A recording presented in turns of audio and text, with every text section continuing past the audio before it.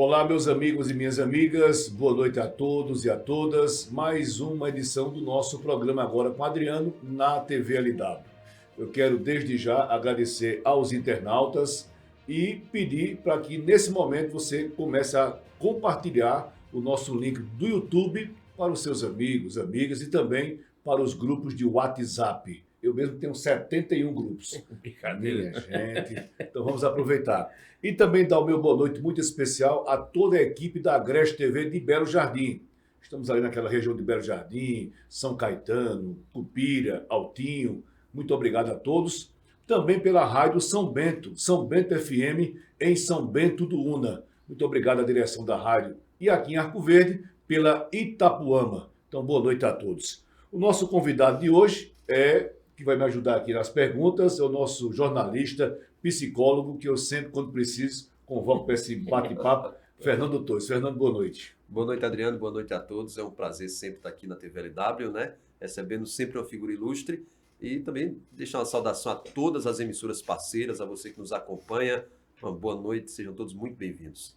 O nosso convidado de hoje, como você já sabe, já passou pela Câmara de Vereadores, passou pela Assembleia do Estado por 3 vezes, e agora volta à vida pública novamente como candidato.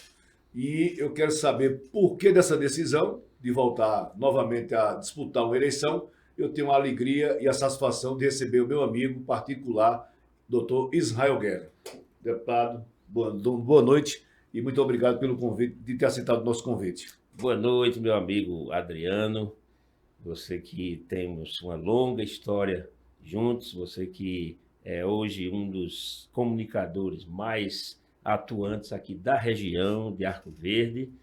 Você que é responsável pelo Persona, um evento imenso, grande, que tivemos a alegria de participar ontem. E, Adriano, você tem hoje já um legado forte nas comunicações. Então, isso é uma coisa que me alegra muito e revelo é sempre uma alegria. E, meu caro Fernando, prazer imenso estar aqui com você e com você que está nos assistindo agora, nesse momento, através da TV LW. Uma boa noite a vocês. Nós estamos nesse momento de candidatura a deputado federal, depois de um lapso aí de uma pausa de quase 15 anos, né?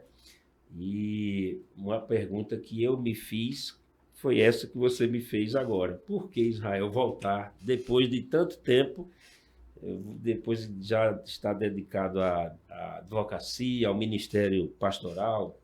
Eu sou pastor da Igreja Evangélica Batista do Pina, lá em Recife.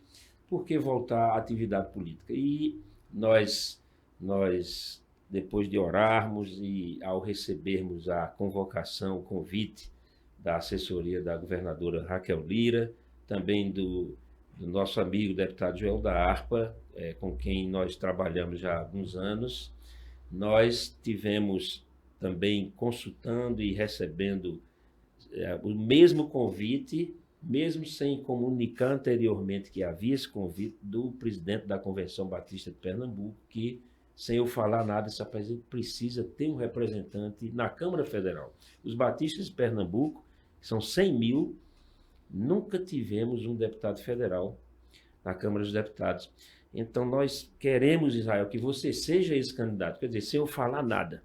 Então, eu sou o único candidato a deputado federal dos batistas, hoje em Pernambuco, quer dizer, então foram surgindo vários sinais de que seria o momento da gente enfrentar uma missão que é, Adriano, hoje levar aos evangélicos a necessidade de se envolverem com a atividade política dentro dos valores éticos, cristãos, bíblicos e também ao conjunto da sociedade. Porque, Adriano e Fernando, vocês hão de convir, a gente tem hoje na nossa sociedade uma desvalorização da atividade política justamente por conta dos escândalos, das falcatruas e da criação de uma cultura entre políticos e eleitores de corrupção mútua, onde a gente vê que a eleição hoje, ao invés de ser uma votação, se transformou, Adriano, em um leilão.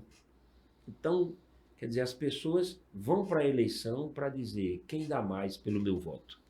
Isso é um absurdo em termos de qualidade da atividade política. Então, a nossa missão, como sempre, é pregar a atividade política como uma atividade nobre, importante para a sociedade e que envolve um compromisso, de um lado, do candidato, de apresentar propostas, de apresentar uma biografia de respeito, de preparação, de competência, e para o eleitor a responsabilidade também de não vender o seu voto, de participar de maneira consciente desse processo.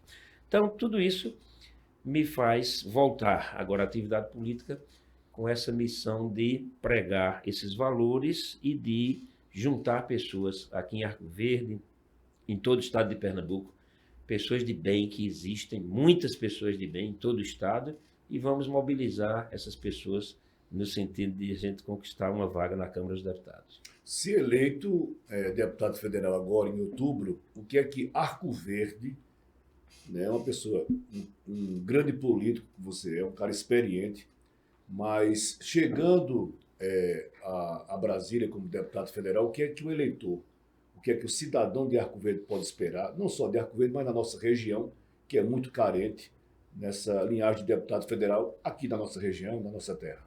Essa é uma reflexão muito importante, porque além dessa base evangélica, religiosa, que nós adquirimos ao longo de décadas de militância na igreja, nós temos uma história de amor, de cumplicidade, de parceria com a nossa cidade e a nossa região, né? Arco Verde é a minha terra natal e quem me conheceu como deputado estadual sabe que eu fui um deputado presente em toda a região, em todos os municípios dessa região. E a gente tem nessa candidatura, Adriano, uma ligação entre o passado, um passado de trabalho, de ações, de obras, né? Você vai aqui a Arco Verde, por exemplo, todos os servidores públicos de Arco Verde hoje têm acesso ao Hospital Memorial de Arco Verde. Quem foi o deputado que conseguiu o convênio do SACEP com o Memorial Arco Verde? Israel Guerra. Quer dizer, nós temos uma atuação presente na vida da cidade. Você vai para São Geraldo ali, na Avenida Pedro II, você encontra ali as máquinas da Caixa d'Água de São Geraldo. Todo aquele bairro, Boa Vista, etc., tinha problema sério de abastecimento de água porque as casas são no morro, altas. E nós conseguimos a Caixa d'Água de São Geraldo, que regularizou o abastecimento de água de mais de 15 mil a 20 mil pessoas de toda aquela região. Quer dizer, você tem um passado de obras, de ação, e ao mesmo tempo você tem, Adriano, e você como jovem, e você também, Fernando, o desafio do futuro.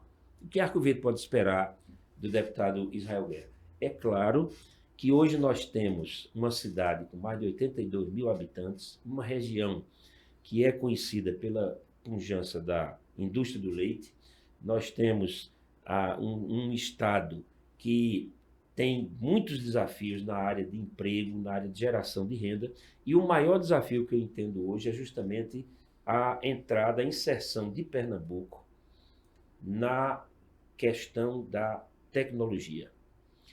Nenhuma sociedade hoje vai sobreviver se não investir pesadamente em tecnologia, em inovação, em inteligência artificial, em profissões ligadas a esse ramo. Então, aqui em Arco Verde, eu converso muito com o Julião, que é meu irmão, vocês conhecem, é ex-prefeito do município, e nós elaboramos juntos um projeto para implantação aqui em Arco Verde, Adriano, de um centro de investimentos em inteligência artificial.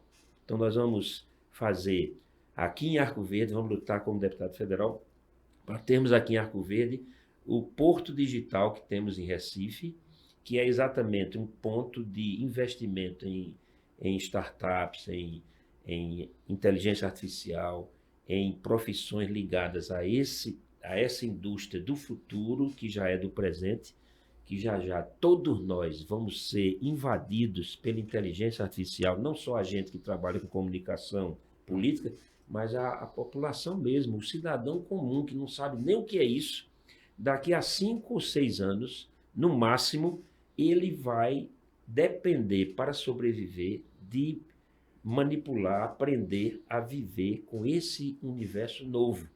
Então, vocês são jornalistas e psicólogos, hoje os profissionais todos, nós temos hoje a IA invadindo todos os setores.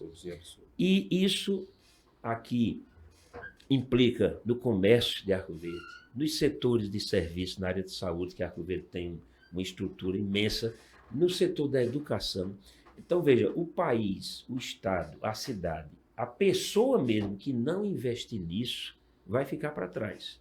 Será a nova exclusão do século XXI quem não se inserir na questão da tecnologia digital, na digitalização do nosso mundo. Então, uma das prioridades nossas, além de trazermos indústrias, através de articulação como deputado federal, junto a empresários de São Paulo, do eixo sul-sudeste, para trazermos indústrias para a nossa cidade, que é uma coisa que todo mundo estranha. Arco Verde, com estrutura dessa como nós temos, não tem uma indústria significativa. Nós temos a Saboaria Arco Verde, né? E nosso amigo Wellington, e de tantas caminhadas também, mas não temos nenhuma indústria em Arco Verde. Então, a gente tem um setor de comércio desenvolvido, mas precisamos ter indústria, mas nós vamos lutar pela implantação aqui em Arco Verde de um centro de educação tecnológica e de desenvolvimento de inteligência artificial. Então, tenho conversado com muita gente dessa área e vamos trabalhar pesadamente nisso, porque isso vai colocar Arco Verde na vanguarda de todo o interior do estado. Nem Caruaru tem isso, nem Petrolina tem isso, e nós vamos colocar aqui na nossa terra, vamos fazer uma mini região do silício, como lá nos Estados Unidos, que é a área que trabalha com a questão de educação tecnológica e investimento pesado em inteligência artificial. Então, estou muito animado com essa nova perspectiva de ser deputado federal da nossa região e, ao mesmo tempo, de todo o estado de Pernambuco, levando essa temática e outras, tantas que vamos avançar na Câmara dos Deputados. Fernando. Israel, primeiro um prazer, né? Israel, ele faz parte da história de Arco Verde, da história política, da sociedade como um todo.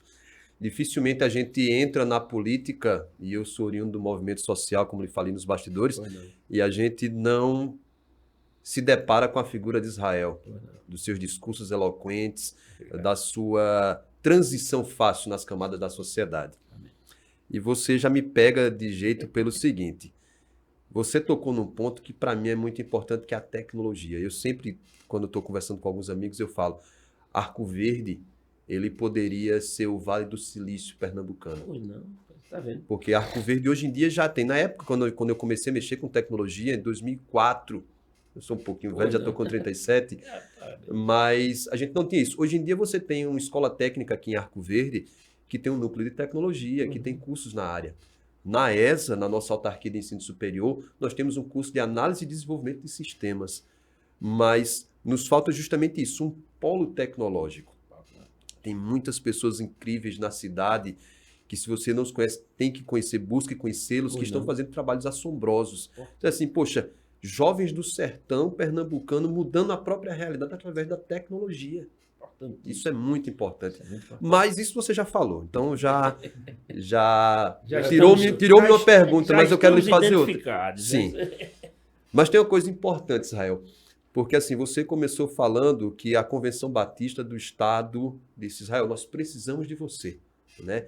Dentro de uma série de outros atores políticos que lhe estavam convocando, e aí me remete a algo que diz assim, todas as coisas cooperam para o bem daqueles que amam a Deus. Amém. E agem segundo o seu propósito. Né?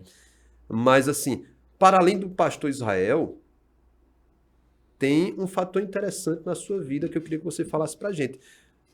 Você não vem apenas como candidato dos evangélicos. Você teve um histórico, como a gente falou nos pastores também, você já atuou como candidato a prefeito em Arco Verde pelo PCdoB, Partido Comunista do Brasil, em 2012, e hoje você se apresenta como um candidato mais conservador. Em que ponto deu essa mudança? E Hoje em dia no Brasil se fala muito, né? Antes se falava no meio evangélico, porque crente não tem que estar na política. Né? Se o crente entrar na política, vai se corromper. Hoje se percebe um movimento contrário dos crentes, dos evangélicos, dos protestantes, dos cristãos de uma forma geral, levantar essa bandeira. Sou cristão, estou na política, de forma atuante. Como se deu essa mudança e como Israel se apresenta? Porque eu vejo que você talvez não vai ser o candidato apenas dos batistas, mas existem católicos que provavelmente vão se identificar com as propostas de Israel, com o perfil de Israel e com tudo que ele tem para representar na Câmara Federal. Muito importante essa pergunta, Fernando. Eu agradeço suas observações sobre a nossa inserção em diversos segmentos da sociedade, fora, inclusive, do meio, do ambiente religioso, evangélico, né? Nós sempre tivemos uma atuação muito grande aqui em Arco Verde, desde a nossa adolescência, quando aqui fazíamos mutirões para a construção de casas, juntamente com o professor Alder Júlio, que foi um dos fundadores aqui do PT na região, com o padre Adilson, com o padre Ayrton e com outras pessoas que se reuniram para fazer mutirões de construções de casas aqui na Vila de São José, ali no Projeto Mudança, que era acima ali do Cardeal, onde era a Manga de São Emílio, nós conseguimos com o padre Ayrton aquele terreno todo para a construção de casas populares em regime de mutirão. Fizemos isso também na Vila do Presídio, fizemos isso em vários bairros aqui. Então tivemos uma atuação como advogado da FETAP, de trabalhadores rurais, sem terra, sem teto, e ao longo do tempo, a semana passada, conseguimos evitar um despejo de 14 famílias lá no casarão ali na Conde da Boa Vista, com a liminar já de despejo, etc. Então, como é que um político, um advogado, alguém envolvido com os movimentos sociais faz essa transição da chamada esquerda para o centro-esquerda para a centro-direita? Isso é uma pergunta importante, porque muitas pessoas, muitos amigos nossos que não nos acompanharam nesse período, desse hiato em que não fizemos atividade política propriamente dita, não entendem essa nossa transição. E é importante a gente colocar por que a gente fez essa avaliação, essa autocrítica, né? Após eu deixar os mandatos, Adriano, eu passei a me dedicar ao ministério religioso. Então, em 2009, eu fui consagrado pastor, eu que já tinha feito teologia desde 1982, né? Então, mas sempre adiando essa resposta ao chamado para o ministério. E aí, em 2009, nós tivemos a oportunidade de ser consagrados, ordenados como pastor batista. E isso nos leva naturalmente, na medida que a gente se dedica à nossa atividade, ao estudo bíblico, à reflexão teológica. E nós fomos tomando pé nessa situação e vimos que há entre a esquerda, a chamada esquerda tradicional que nós temos no Brasil, nós temos uma disparidade entre as teses, os pensamentos da esquerda, principalmente quando se fala de teoria, né?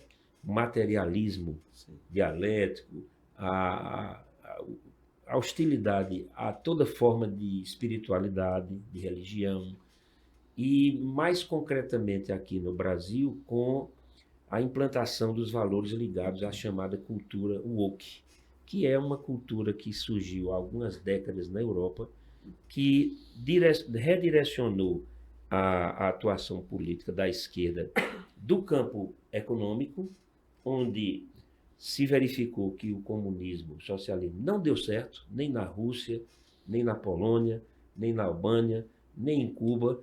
Então a esquerda ficou sem um discurso e aí, então ela direcionou sua atuação para as chamadas políticas identitárias. Então, o investimento na questão da descriminalização do aborto, descriminalização das drogas, a desvalorização da família, quer dizer, a hostilidade a toda forma de espiritualidade. Então, a esquerda passou a direcionar o seu discurso para essa área, já que na economia ela não conseguiu emplacar. O marxismo não se concretizou em nenhum lugar do mundo. E aí ela passou a bater pesado nessas questões que ferem valores básicos do cristianismo. E então foi justamente essa consciência, essa autocrítica que nós fizemos, sempre de maneira moderada, equilibrada. Nós não somos de direita radical, não somos extremistas, nunca fomos, nem quando éramos de esquerda, né? Quer dizer, nós sempre tivemos um compromisso, eu, Julião, o pastor Israel, meu pai, com a justiça social, com a defesa dos oprimidos. Então é possível ser conservador, ser de direita e ser engajado nos movimentos sociais? Sem dúvida, isso é uma coisa também que me diferencia, né? Porque na semana passada eu estava com 600 famílias em Itamaracá, na comunidade de Fazendinha, que é uma ocupação já de 8 anos, e o pessoal lá fechando com uma parceria conosco, um apoio para a nossa candidatura. E quando eu cheguei lá, o líder dele disse: eu conheço Israel há muitos anos e ele sempre esteve ao lado dos sem teto, dos sem terra. Quer dizer, então, o que é que eu quero levar para a chamada direita? Nós não podemos excluir da atuação de quem é conservador, de quem é cristão, o compromisso com as pessoas mais necessitadas. Então, é preciso que a direita entenda isso.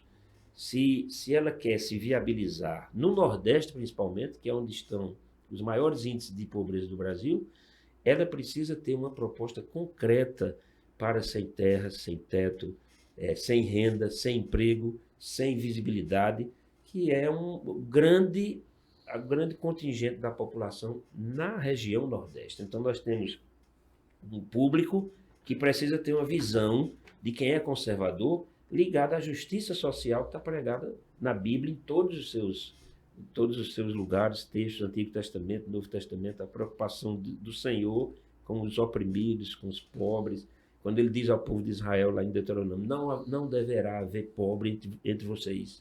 Então, quando completar 50 anos, toda vez que completar 50 anos, quem tiver perdido a terra por conta de dívida vai ter direito de conseguir outra terra para recomeçar a sua vida. Era o ano do jubileu que está previsto no Antigo Testamento. Quer dizer, e o Senhor Jesus, quando se apresenta, ele diz: eu vim anunciar o ano aceitável do Senhor, que é justamente o quê? Quem tem dívidas que não conseguiu pagar e precisa trabalhar, ele precisa ter uma chance, precisa ter uma oportunidade, tudo isso está na Bíblia.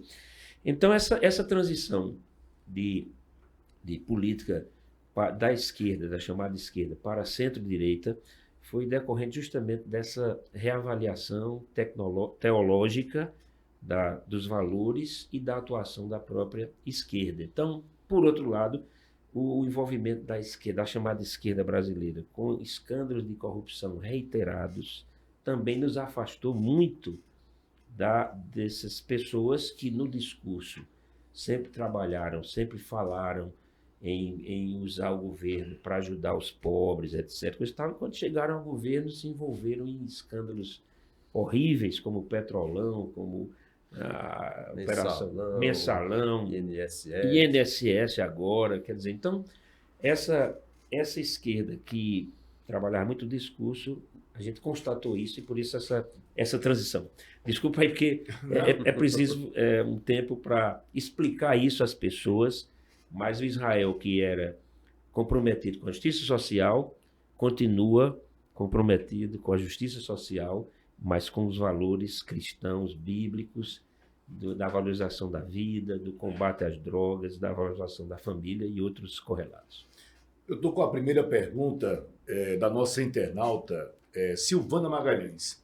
E ela pergunta: deputado, 3 pontos são as maiores cobranças da população: saúde, educação e emprego. Qual a sua proposta para garantir mais recursos federais para melhorar o atendimento nessas áreas aqui em Pernambuco? Essa é uma pergunta muito importante que é ligada ao dia a dia das pessoas, né? Quando você enfrenta uma situação de doença, você sente a maior fragilidade na sua vida. psicologicamente, individualmente, quando você sente a limitação do seu corpo. E é nesse momento que a gente vê a necessidade da aplicação dos recursos que existem no Brasil, que são muitos, né? Nós precisamos entender que o que se gasta em educação no Brasil, são volumes muito grandes, que se nós tivéssemos aqui a cultura da Coreia do Sul, que em 20 anos passou de um país analfabeto para uma potência tecnológica, se a gente tivesse a aplicação dos recursos corretamente, se a gente tivesse honestidade na aplicação dos recursos na área da saúde, se a gente tivesse compromisso com as pessoas por parte dos políticos, da classe política, a gente teria hoje uma saúde, uma educação muito melhores. Então, a primeira coisa que eu respondo à nossa internauta é: precisamos ter ética e integridade na aplicação dos recursos públicos. A educação hoje, Adriano, você tem prefeitos hoje que estão pintando a mesma escola 3 vezes no ano. Por quê? Não é nem corrupção, é porque na Constituição hoje nós temos a obrigação da aplicação de um percentual na educação. Infelizmente, nós não temos uma cultura de investimentos inteligentes na educação. Então, ao invés de você trabalhar metas para professores, metas de crescimento para os alunos, nós temos o Brasil hoje reprovado no PISA, que é um teste internacional, de uma prova internacional de avaliação em português e matemática. A gente tem o Brasil em mais de 100º lugar. Quer dizer, um país que gasta bilhões em educação não consegue ensinar português e matemática aos seus alunos. Isso é o quê? Falta de competência na aplicação dos recursos. Então, quando você vai para o Ceará, por exemplo, você tem hoje metas definidas, desempenho para professores, funcionários da escola, alunos e departamentos da Secretaria de Educação. O Ceará deu um salto na educação justamente porque pela primeira vez se viu uma experiência em Sobral, ali no interior do Ceará, de fixar metas de desempenho para todos os envolvidos no processo. Se você aluno, consegue melhorar em português e matemática, você tem um prêmio. Se você, professor, consegue levar a sua turma a melhorar em português e matemática, que é o fundamental para a educação como um todo, você tem uma gratificação. Você que é diretor de escola, se conseguir realmente metas, não é só alguma coisa de papel, tem que ser uma coisa real, né? Tem que ser uma coisa que funcione. Na mesma questão, a área da saúde. Você tem, hoje, a governadora está investindo ali na região metropolitana na reforma, uma reforma de verdade, não só de maquiagem, mas de mudança mesmo na estrutura dos hospitais. Todos os hospitais da região metropolitana, Agamenon, Getúlio Vargas, Barão de Lucena, Hospital da Restauração, todos os públicos estão sendo reformados de verdade. Então, quer dizer, quando você direciona os recursos que tem, que são muitos, para investimentos verdadeiramente sérios, a educação e a saúde vão melhorar muito nos próximos anos, porque nós estamos vendo gestores cada vez mais comprometidos com a seriedade do investimento. Então, esse é o primeiro valor básico que nós temos. E a participação da sociedade, da comunidade aqui em Arco Verde, voltando para o nosso microsistema, na fiscalização da qualidade dos postos de saúde, do hospital regional, das UPAs. Nós temos que criar aqui nas cidades polo, eu conversei isso com o pessoal da governadora, mini centros de exames, de prestação de serviços, que hoje são feitos somente na capital, e realmente nós temos as UPE, né, que são centros especificamente para exame, mas isso tem que ser melhorada, essa estrutura, e a governadora está comprometida, no segundo momento da sua atuação, de investir nos polos regionais de estrutura de serviço de educação de saúde públicos, né? Então, Arco Verde tem muitas estruturas de saúde pública, de saúde, mas privadas. E a gente precisa ter exames, diagnóstico, tratamentos como hemoterapia e derivados aqui perto da pessoa, para a pessoa não ter que se deslocar para Caruaru, para Garanhuns, para outras cidades, atrás de uma hemodiálise, de um tratamento que precisa ser feito perto da casa dele. Então, investimentos sérios vão levar o SUS e a educação a um salto importante no país. E o restante é investimento em tecnologia, como você disse. Muito bem, deixa eu pedir só um rápido intervalo. Eu recebi, quando nós anunciamos Israel como nosso convidado no programa desta quarta, recebi várias perguntas e eu vou ajudando aqui ao internauta a poder atender ao máximo de perguntas enviadas por vocês. Eu vou a um rápido intervalo, 2 minutinhos, eu volto já. Chegou a oportunidade que você estava esperando para renovar sua casa?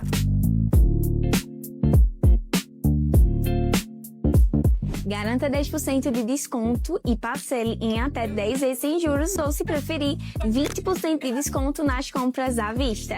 É a chance perfeita para transformar cada cantinho da sua casa com mais estilo, conforto e economia. Mas atenção, a Mega Liquida é por tempo limitado. Passe no Grupo Decor antes que acabe.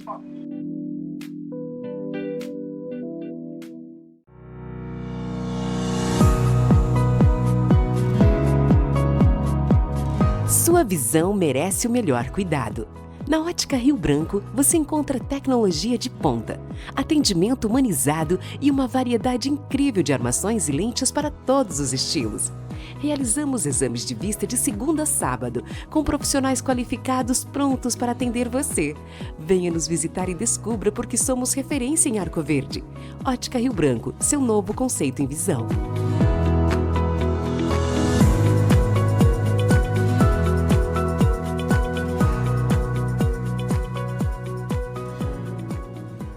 Aqui na Impact, nós entendemos que cada negócio é único. É por isso que oferecemos uma variedade de serviços personalizados para atender às suas necessidades específicas.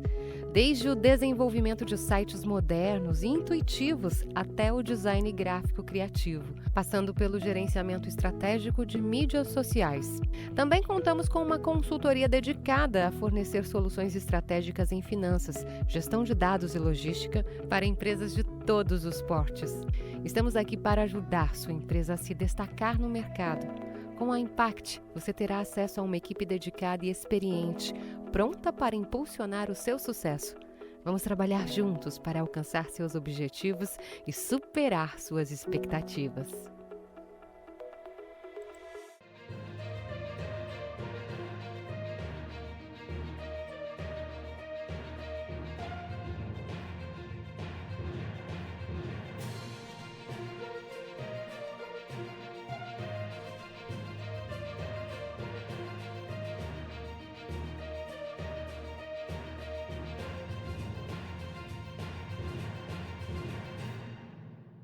Voltamos aqui direto dos nossos estúdios na Praça da Bandeira, recebendo hoje o candidato a deputado federal Israel Guerra. Fernando, próxima pergunta.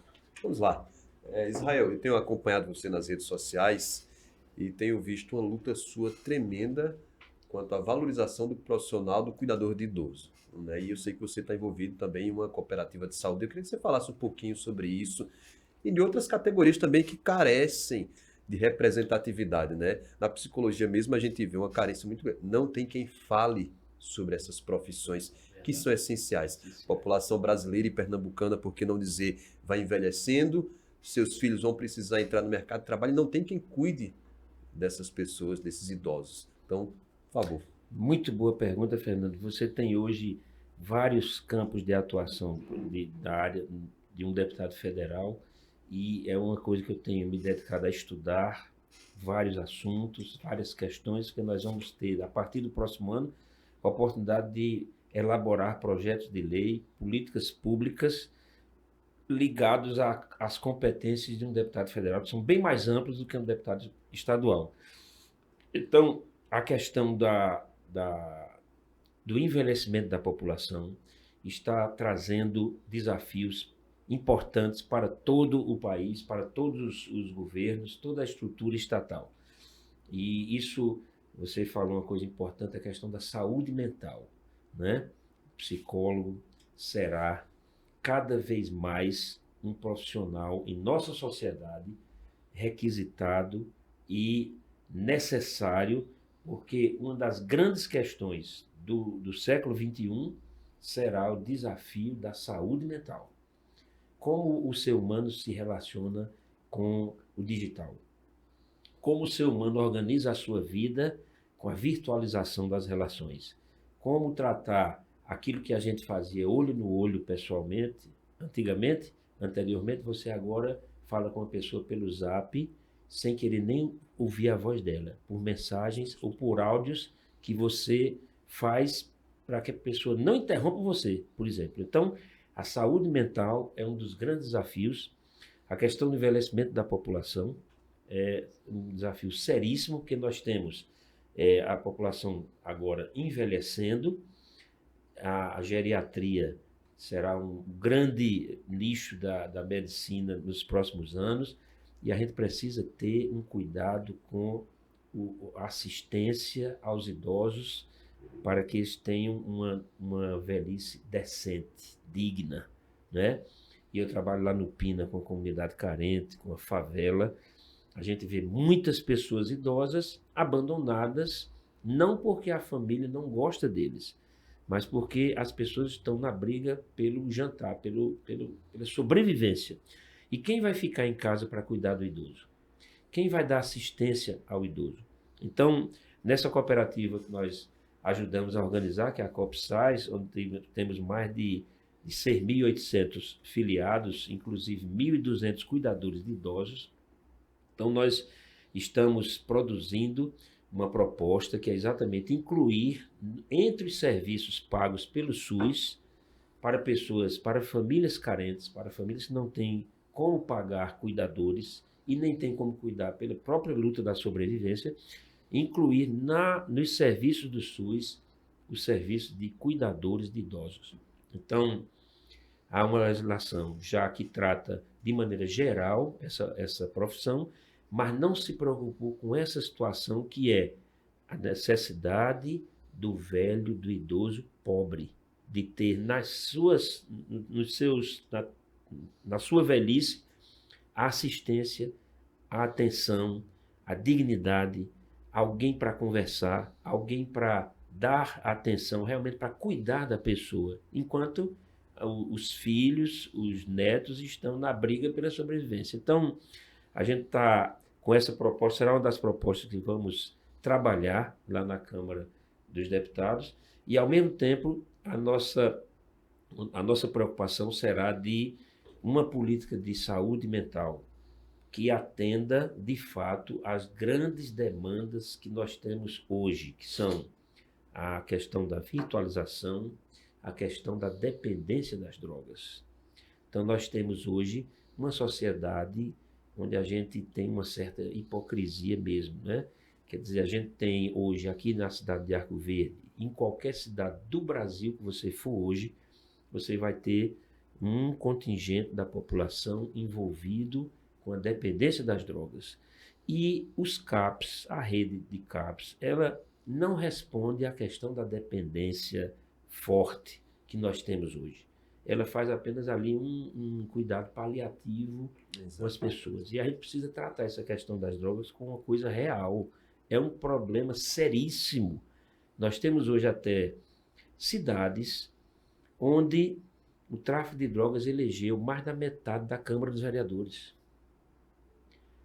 Cidades grandes do nosso estado e do país. Você tem a região norte do Brasil hoje praticamente dominada pelo tráfico de drogas. Então, todos aqueles rios que vêm de outros países são hoje rotas de distribuição de drogas. Quer dizer, você tem hoje São Paulo, Rio de Janeiro, com autoridades do Poder Legislativo, Poder Judiciário envolvidos com a questão do tráfico de drogas. Órgãos do Poder Executivo, onde existe hoje uma parceria de lavagem de bilhões de reais e de bilhões de dólares envolvendo poder público e tráfico de drogas. Então a gente tem que ter, de fato, um tratamento muito forte com relação à questão da segurança pública, para não perdermos o controle do país, né? E, ao mesmo tempo, a preocupação com as pessoas, né? Com as pessoas que estão hoje entregues à droga. E todos os dias você vê jovens, adolescentes nas cidades do interior do estado sendo assassinados por dívida de droga.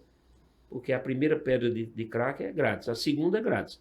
A partir da terceira, quando ele viciou, já tem que pagar.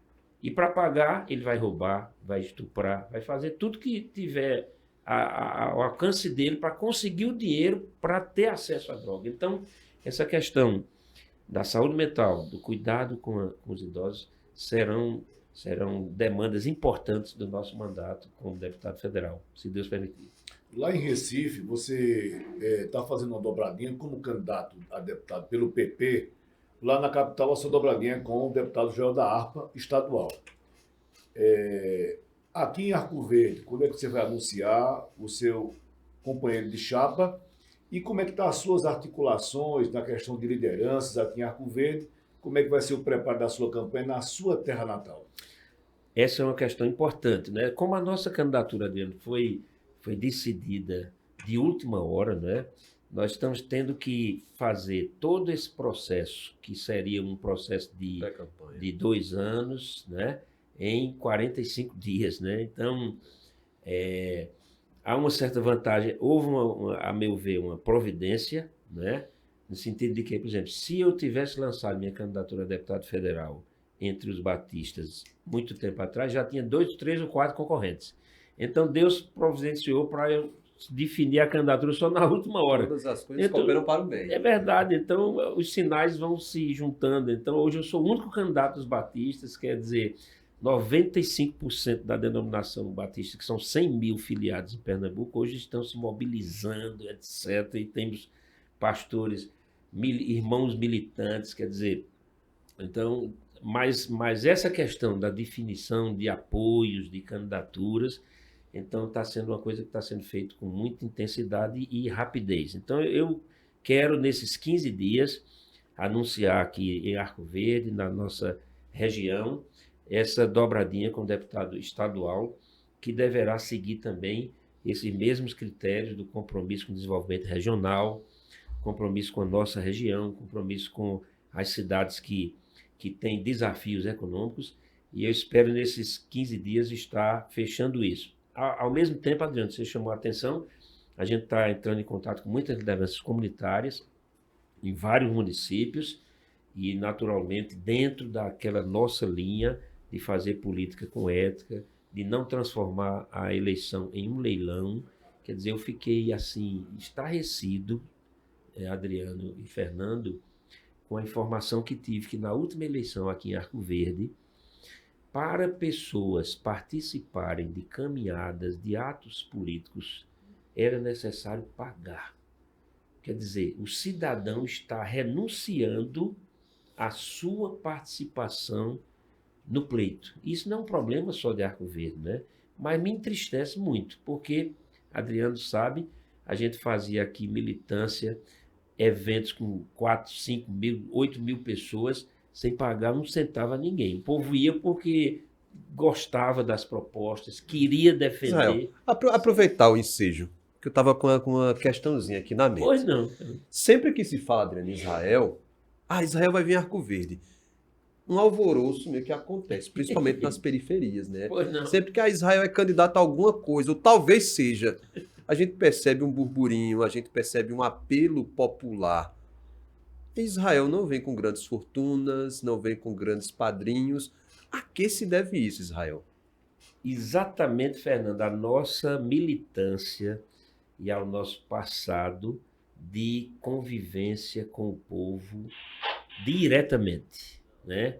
A Adriana é testemunha e muitas pessoas são testemunhas disso aqui em Arco Verde. Nós nunca tivemos assim muito contato com as pessoas mais ricas. Isso é uma coisa do nosso perfil, né? Então, sempre estive em contato com pessoas. Então, a gente, várias campanhas nossas, a nossa militância foi voluntária. Agora, na convenção estadual que participei, nós levamos quase 300 militantes do Recife sem pagar um centavo a eles, por conta do trabalho de base que nós fazemos sempre em contato com as pessoas. Então, não venho para Arco Verde para comprar votos. Nunca fiz isso. Eu morro de vergonha chegar para uma pessoa e perguntar quanto você quer para votar em mim. Isso é uma desmoralização para o político. Eu penso assim, né? Com todo respeito aos demais. Mas eu nunca comprei, nem comprarei nenhum voto. Por isso eu estou contando com arcoverdenses, com pedrenses, venturosenses, pessoas da nossa região que queiram um deputado federal que não comprou o seu mandato com voto, com dinheiro, mas que conquistou o seu mandato através do seu trabalho, da sua biografia.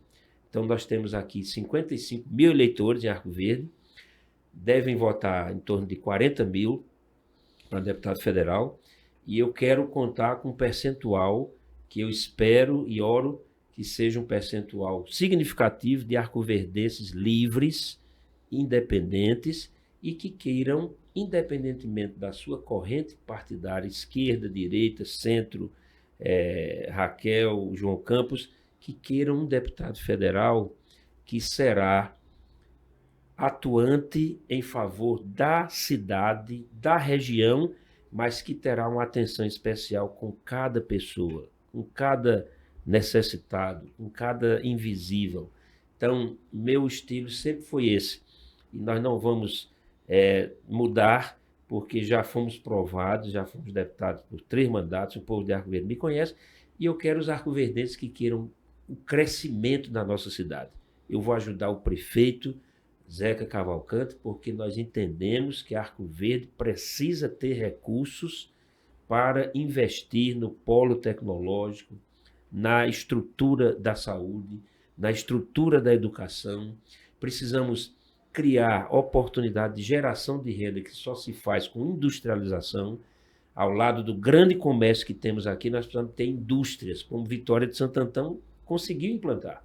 Então, vamos fazer aqui em Arco Verde um polo industrial.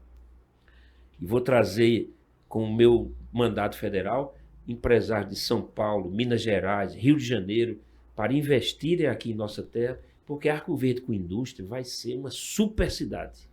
Nós vamos avançar muito. E aí nós vamos suprir esse buraco que existe entre Caruaru e Petrolina. Arco Verde tem que ter um polo de desenvolvimento forte aqui. Um polo agroindustrial em Bimirim, que ali nós temos o melhor solo do estado, que é o tipo U2, e temos uma bacia de água subterrânea, que é a bacia do Jatobá, com bilhões de litros de água para investirmos em irrigação com microgotejamento. Então, ali vai ser um polo agroindustrial forte de alimentos, então envolvendo toda a região do Moxotó. Nós temos que ter indústrias de leite. A Pedra tem uma fábrica da Betânia, né?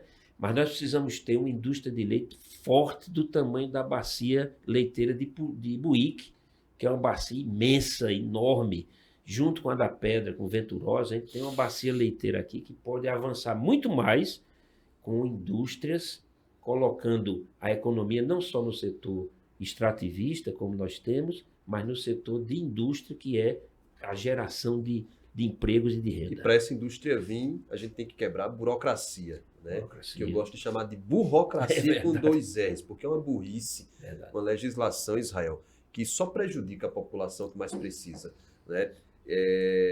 Você não mora mais em Arco Verde há quanto tempo mesmo? Rapaz, há 25 anos. 25 anos que não mora mais, mas continua identificado. Verdade. E eu vejo muitas pessoas saírem de Arco Verde. Ontem mesmo, não, quarta-feira, um amigo meu foi embora para o Espírito Santo. Pois não. Chegou hoje.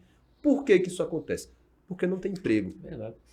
Ou porque às vezes você é capacitado numa área que o município não abrange. Não abrange. Por conta dessa burocracia, dessa burocracia que impede o desenvolvimento. A gente só vai quebrar isso em Brasília. É verdade. Correto? É verdade. Então, uma das primeiras coisas que estarei começando em Brasília será a luta por uma nova Constituição para o Brasil. Temos que ter uma nova Constituição. O Brasil de 40 anos atrás é totalmente diferente o de hoje. E a gente precisa ter uma nova Constituição que vai mexer com a aplicação dos recursos, né? Você tem hoje uma Constituição que engessa desde o presidente da República, que hoje ele não tem dinheiro para ele decidir um investimento, porque a Constituição diz que tem que gastar tantos por cento em educação, tantos por cento em saúde, tantos por cento nisso, tantos por cento naquilo. Quando o presidente vai olhar o que ele tem para investir, é 5% da receita toda do país. Quer dizer, então, esse desenho constitucional tem que mudar. E não só isso, mas também o desenho civilizatório, institucional, que envolve a questão das organizações dos serviços públicos, a organização dos direitos individuais e o relacionamento entre os poderes. Hoje você tem um poder judiciário que atropela o poder legislativo todos os dias, todas as horas, né? Nós temos hoje, por exemplo, pessoas que foram beneficiadas pela lei da dosimetria, que reduz a pena daqueles que se envolveram nos atos de 8 de janeiro, presas. O Congresso aprovou a lei reduzindo essas penas, foi promulgada a lei e uma canetada de um ministro suspendeu tudo. Quer dizer, tem pessoas de 70 anos, 75 anos, que estavam na praça ali vendendo sorvete, vendendo picolé, vendendo batata frita, estão presos ainda hoje. Quer dizer, então, o poder judiciário não tem limites. O poder legislativo também precisa ter limites. Quer dizer, a farra das emendas orçamentárias. Quer dizer, eu seria beneficiado por essas emendas, mas eu entendo que essas emendas precisam ter uma fiscalização rigorosa para não ser objeto de rachadinhas entre deputados federais, prefeitos, gestores, N pessoas, porque não há o controle social da aplicação desses recursos. São chamadas emendas PIX, onde você manda, só em 5 minutos, você manda milhões para alguém que vai receber e vai dividir, vai fazer isso, vai fazer aquilo. E a fiscalização da execução, TCU, um tribunal completamente desestruturado para um país como esse tamanho, para investigar a execução dessas emendas, que são bilhões e bilhões, muitas vezes, alvo de esquema de corrupção. Então, nós temos muitos desafios que somente uma nova Constituição vai dar resposta, porque vai ter a divisão correta e efetiva, segura, amarrada das atribuições do Judiciário, do Executivo, do Legislativo. Vai ter a possibilidade de remanejamento dos recursos públicos. Por exemplo, se a população está envelhecendo, de repente pode ser que uma cidade como Arco Verde não precise investir tantos por cento em educação, precisa investir em atendimento aos idosos. Ele não pode, hoje o prefeito não pode, porque ele tem que investir 25% em educação. Então, ele pinta a escola 1, 2, 3, 4 vezes, senão ele vai ser processado no Tribunal de Contas. Quer dizer, isso é Constituição, tem que mudar, só vai mudar com a Constituição. A redução da maioridade penal, né? Quer dizer, você tem hoje, todas nós que fomos adolescentes há muito tempo, nós temos hoje um adolescente com um amadurecimento psicológico e mental por causa da virtualização muito maior do que nós tínhamos anteriormente. Quer dizer, e você deixa uma pessoa dessa escolher o presidente da República, mas se ele cometer um crime, ele não vai responder porque ele é adolescente. Então, quer dizer, isso só se muda com a Constituição, porque são cláusulas pétreas.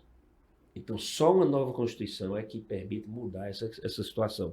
E nós vamos estar trabalhando nesse sentido como deputado federal, junto à igreja, sociedade civil, OAB, todas as instituições. Então, são grandes desafios que teremos aí pela frente, e para isso nós contamos com eleitores independentes. Não venda seu voto. Não desperdice seu voto com alguém distante da nossa realidade. Eu estou em Recife por necessidade de trabalho, não enriqueci com política, nós não enriquecemos com política. Eu tinha que sair daqui para trabalhar, para gerar recursos, para sustentar a mim e a minha família. E assim muitos arcoverdenses fazem hoje, porque não tem opção de emprego aqui. E nós vamos trabalhar juntos com Arco Verde e região para darmos oportunidade às pessoas. Mas para isso eu preciso do voto que não é comprado. Primeiro, que eu não compro, e segundo, que o voto comprado gera o político sem compromisso com você. já comprei, já paguei, não tem nenhum compromisso. Na próxima eleição eu volto e compro de novo. Então vamos transformar a eleição do dia 4 de outubro em uma eleição e não um leilão. Isso só vai mudar se você fizer a sua parte, meu caro amigo e a minha amiga eleitora. Nós já estamos com nosso limite por conta do horário da rádio. São muitas perguntas e eu quero desde já fazer um convite a vocês, Israel, para que durante a campanha em setembro você volte novamente, tá certo? E eu tenho aqui perguntas da questão de agricultores de Caraíbas, perguntando. E Dona Selma, ela fez uma pergunta que eu também gostaria de fazer, ao encerrar o nosso programa, é justamente essa questão que você falou, da necessidade de mudar a Constituição. Ela disse aqui para mim na pergunta que ela está cansada de ver quase todos os dias assassinatos, feminicídio. A semana passada, um cara embriagado matou um casal de idosos. Ela foi pegar o esposo no trabalho e morreu com um cara bêbado. E ela diz o seguinte, eu não vejo nenhum deputado federal tentando mudar essa história de matou, no outro dia pagou, está na rua. O que é que você pensa sobre isso e o que você pode fazer para mudar essa história estando em Brasília? Essa questão é muito importante, Adriano, porque ela está ligada à questão da impunidade, à questão da desvalorização da vida. Se uma pessoa assassina outra hoje, ela é condenada em torno, em média, eu sou advogado também nessa área, embora com menor atuação, a 15, no máximo 20 anos de prisão. Ela cumpre 5, 6, 7 anos de prisão, no outro dia vai para a rua. A pessoa que foi assassinada está presa lá no caixão. A família destruída. Os pais nunca mais haverão, a não ser na eternidade. E o cara está tomando cerveja no domingo, passa na frente da casa dos pais da vítima, rindo, satisfeito. Então, isso precisa mudar.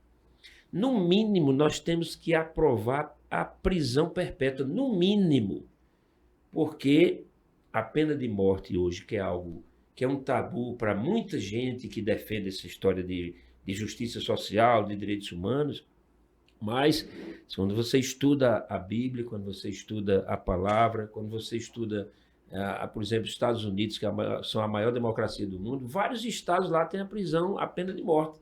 Mas, no mínimo, tem que ter a prisão perpétua, rapaz.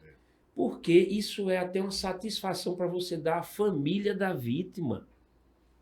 E criar uma cultura nas pessoas de que, olha, se eu matar alguém, eu nunca mais vou ser livre.